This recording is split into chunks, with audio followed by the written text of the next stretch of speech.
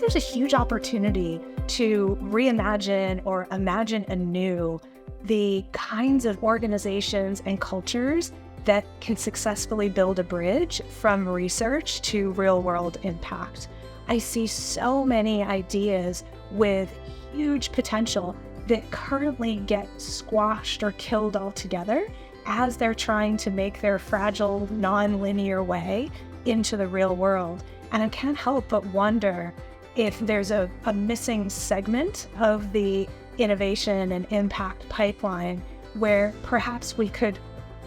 pause with those brilliant research ideas and nurture them and explore them with an eye toward impact, but not rush them